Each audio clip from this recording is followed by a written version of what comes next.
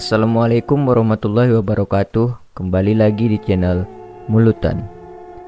Di cerita kali ini saya akan membawakan cerita dari tulisan Berbagi Cerita. Untuk cerita yang saya bawakan yaitu berjudul Teror Tengah Malam.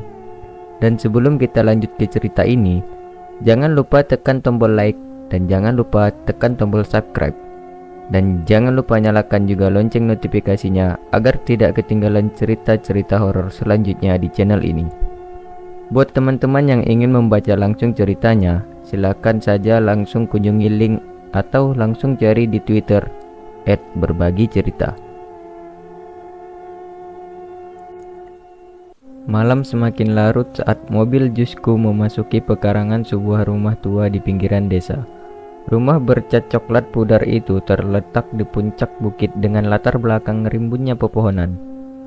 Aku memarkirkan mobil dan turun untuk mengamati bangunan klasik berumur puluhan tahun itu lebih dekat. Sudah bertahun-tahun rumah ini ditinggalkan sejak nenek meninggal dunia 10 tahun lalu. Aku datang untuk membersihkan rumah agar bisa dijual. Warisan tunggal dari nenek ini menyisakan banyak kenangan di masa kecilku. Ku ambil kunci cadangan yang selalu tersimpan di bawah pot bunga kering di teras. Saat memutar kunci pintu tua itu, rasanya seperti memutar balik waktu. Debu tebal menyambutku di balik pintu. Sinar rembulan yang masuk dari jendela membuatku menyusuri ruang tamu gelap. Serpihan kayu tua berserakan di lantai kayu berubin. Di tengah ruangan, sebuah jam tua berdebu masih setia menunjukkan waktu.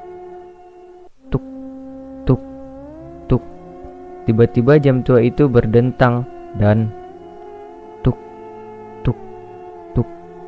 Jam tua itu berdentang 12 kali menandai tengah malam. Tepat setelah dentangan terakhir, angin kencang tiba-tiba menerpa dan padamkan lilin-lilin yang sebelumnya aku nyalakan. Gelap gulita menyambutku di rumah ini. Hanya suara jam tua itu yang terdengar. Aku mencoba menenangkan diri. Pasti hanya angin luar biasa, akadku dalam hati. Tapi lalu aku mendengar suara aneh dari luar, seperti ranting-ranting pohon yang bergesekan. Aku mendekati jendela untuk melihat apa yang terjadi di luar, tapi jendela tua itu sudah berdebu tebal. Aku mengusap kacanya hati-hati.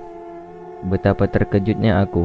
Dari luar sebuah wajah pucat menatapku lekat. Wajah itu berambut panjang, acak-acakan menutupi separuh wajahnya yang pucat pasi. Matanya yang hitam kelam menatapku tajam. Ia mengetuk-ngetuk kaca jendela dengan kukunya yang panjang. Dek. Jantungku seperti mau melompat keluar. Seperti makhluk menakutkan ini. Apa maunya di rumah ini? Aku secepat kilat menutup tirai jendela dan berlari mengunci pintu. Namun, suara gedoran dan ketukan itu semakin mendekat. Sepertinya makhluk itu sudah masuk ke dalam rumah. Aku mengunci diri di kamar tamu rumah lantai 2, berharap makhluk menyeramkan itu tidak menemukanku. Peluh membasahi dahiku. Aku ketakutan setengah mati. Ku coba untuk tidur. Semoga saja esok pagi semua kejadian aneh ini hanya mimpi buruk belaka. Tapi baru saja kupejamkan mata, kegelapan malam semakin menakutiku. Kupejamkan mata rapat-rapat, tapi kegelisahan tidak mau pergi. Sampai akhirnya aku terlelap juga dalam tidur yang gelisah. Lalu aku bermimpi. Nenek hadir dalam mimpiku. Wajahnya pusat paci dan kulitnya seolah layu. Ia menatapku sedih. "Kek, jangan di sini. Pergilah," ucapnya parau. Aku kaget dan ingin bertanya lebih. Tapi suara aneh dari luar kamar membangunkanku. Seperti langkah kaki mendekat pelan. Aku langsung duduk tegak ketakutan. Suara itu semakin dekat. Ada sesuatu di balik pintu. Aku menahan napas mencengkam selimut. Siapakah gerangan yang mengintai di balik pintu itu? Jantungku berdegup kencang menanti kemunculan makhluk di balik pintu. Kupegang erat bantal, siap untuk melawan. Ceklek. Pintu terbuka sedikit demi sedikit. Tiba-tiba sebuah tangan pucat menjulur masuk. Aku menjerit histeris dan melempar bantal tepat ke wajahnya. "Aduh, kau ini kenapa sih, Nak?" teriak seorang kakek tua marah sambil mengusap wajahnya. "Aku terpana. Pak RT, sedang apa di sini?" Dia menghela napas. "Aku dengar ada orang di rumah ini lalu kucek." "Tenang saja, Nak. Cuma aku kok." Aku lega tapi penasaran. Memangnya Pak RT tahu cerita apa soal rumah ini? Kakek duduk dan bercerita. "Dulu nenekmu membeli rumah ini dari keluarga yang meninggal dunia. Mereka bilang karena bencana alam. Tapi desas-desus lain menyebut kutukan arwah menghantui karena dosa masa lalu." Aku tercengang mendengar penjelasan Pak RT. Jadi ada rahasia kelam di balik sejarah rumah tua ini. Akankah rahasia itu terkuak? "Dosamu apa? Ceritakan padaku," paksaku pada Pak RT. Dia menghela napas panjang. "Dulu keluargaku yang tinggal di sini berdosa besar. Mereka sering melakukan ritual kegelapan di hutan di belakang rumah," cerita Pak RT. Aku mendengar dengan perasaan ngeri. Tiba-tiba angin kencang berhembus lagi. Padamkan lilin yang tersisa. Gelap gulita menyelimuti kami. "Ya!" Aku mendengar suara teriakan dari luar rumah. Pak RT dan aku saling bertatap dan berlari ke sumber suara. Di halaman belakang, kami menemukan mayat Pak Ajit tergantung di pohon besar. Wajahnya pucat pasi, benar-benar menyeramkan. Tiba-tiba dari arah hutan, sosok menyeramkan muncul. Wajah pusat dan berambut acak itu, ternyata dia dalang di balik semua kejadian ini. Dia menatap tajam ke arah kami sambil tertawa menyeramkan. Aku dan Pak RT mundur ketakutan.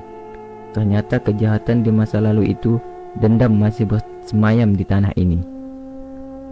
Sosok menyeramkan itu mendekat dengan tawa menggelegar. Aku gemetar, ketakutan, dan Pak RT berusaha melindungiku. Siapa kau sebenarnya? Apa maumu?" teriak Pak RT berani. Sosok itu menyeringai. "Aku balas dendam atas dosa yang dilakukan keluarga ini dulu. Mereka telah membunuhku tanpa belas kasihan. Kami terpenjat. Rupanya sosok ini adalah korban ritual kelam keluarga yang dulu tinggal di rumah ini. Ia ingin membalas semua penderitaannya." Tiba-tiba ia melayang di utara ke arah kami. Kami berpelukan ketakutan pasrah. Tapi ternyata dia melayang melewati kami menuju rumah. Kami langsung mengikutinya panik. Betapa terkejutnya melihat api telah membakar habis rumah tua itu.